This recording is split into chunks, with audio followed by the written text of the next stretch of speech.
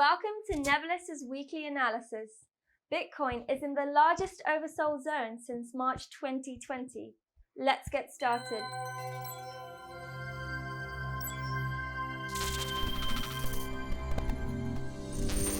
As we can see on Bitcoin's weekly chart, the downward trend continues. There was an opening on the 24th above $36,000, after which it attempted to break down that very important support zone of $37,000, which eventually did happen and reached $33,000.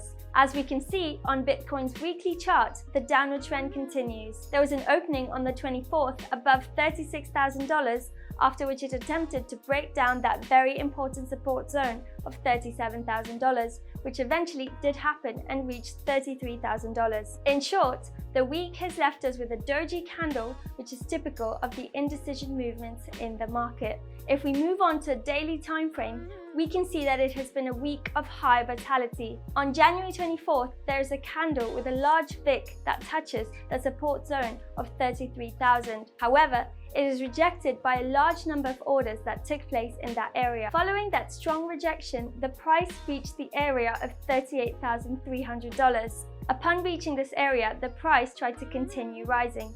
On January 26th, there was an attempt to break the resistance, but the sellers put added pressure to keep the price down. The move coincided with the Federal Reserve's announcement. On the daily chart, we look at the medium-term Fibonacci retracement, which is marked from the last row during the bull run. Since June 2021, we can see a very important area of confluence in the area of $38,000. As we saw in the previous video, if the price crosses this area, it could reach the next support located in the $30,000 area. For now, the price is still stuck in that area, so we can say that the market is totally indecisive. What's the reason for this indecision?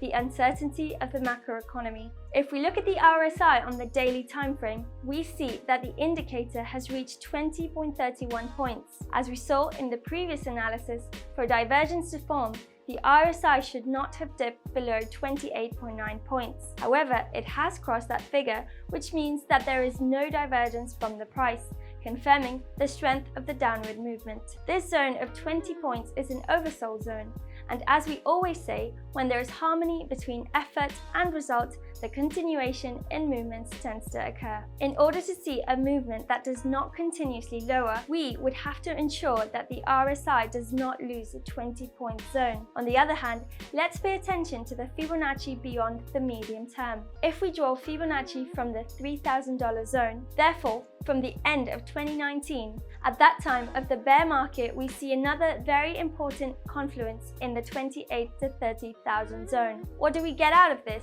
If we fail to break out of the pink circle area, we could see a further pullback to the 33,000 area. If, on the contrary, we manage to break the area within the pink circle with force, we will go to test the upper part of the descending channel. A descending channel in which we are currently trapped and whose high part is located at $41,000.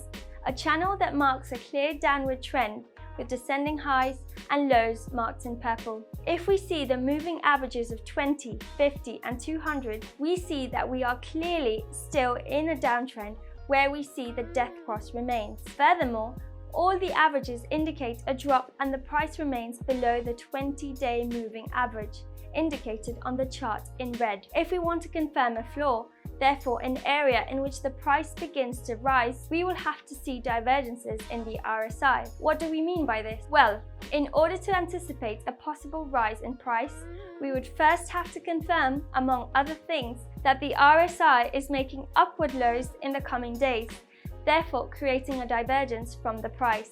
We're now going to look at the reason behind this moment of indecision in Bitcoin. For this, we're going to analyze the traditional markets to understand the relationship between the macroeconomy and the cryptocurrency market. If we look at the daily chart of the SP 500, which is one of those that best represents the global state of the stock market, the result is very similar to that of Bitcoin. We see several doji candles in a row demonstrating the market indecision that we have analyzed on the Bitcoin chart. If we look at the wicks of these candles, there are rejections in both the resistance and support zones. On January 26th, there was an opening of the candle at 4,300 points, with an upward movement just before the Federal Reserve's announcement of maintaining interest rates, which caused a strong rejection. The Fed has announced that interest rates will not change until further notice. In other words, they will remain between 0 and 0.25%, although it enables the possibility of a rise in the short term. President of the Federal Reserve, Jerome Powell, says that they will be keeping a very close eye on several indicators: unemployment, the evolution of the pandemic, and debts. In terms of interest rates, we must stop and think. Why does inflation fall when interest rates rise? Because if financing costs are higher, consumption decreases, and therefore the general level of prices also decreases. Therefore, companies have a harder time falling into debt and are no longer attractive to investors. In addition, high rates make loans more expensive and the return on deposits is also higher. Another point to consider is, when there's a rise in interest rates, stock market investors tend to transfer their investments to assets such as raw materials, commodities, bonds, and reduce their exposure to risky assets. What are these risky assets? Certain stocks and cryptocurrencies. This month, investors expected a hike in rates by the Federal Reserve. This has not been the case, and the rise will foreseeably begin in March, which has generated a global state of uncertainty. Uncertainty in markets generates volatility in most cases. In addition, let's not forget that in March, the rise in interest rates will coincide with the end of stimulus.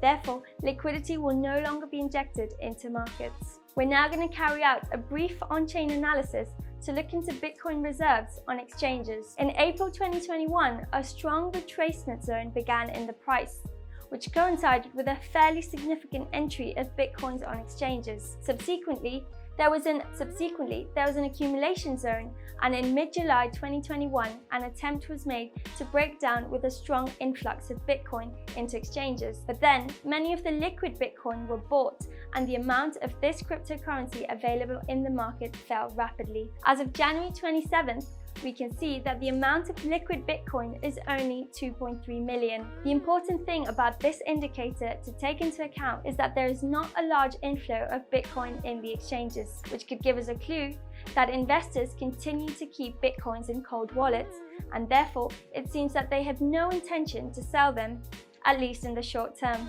To conclude, let's go back to the daily chart.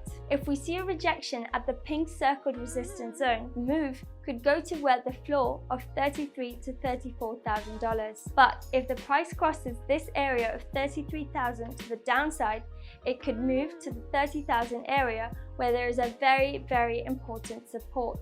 And as we have seen, we should also look out for the RSI to see if it breaks low of the 20.24 points. If this indicator makes a higher low, it would be a sign of weakness in the downward price movement. Also, we should note that we have not seen such a marked oversold zone on the RSI since March 2020, which coincided with the onset of the pandemic. These oversold areas usually coincide with the moments of Bitcoin accumulation for investors, creating important price supports. In short, the cryptocurrency market remains indecisive, and we must be very attentive to the macroeconomic data and traditional markets because they're increasingly related to the crypto market.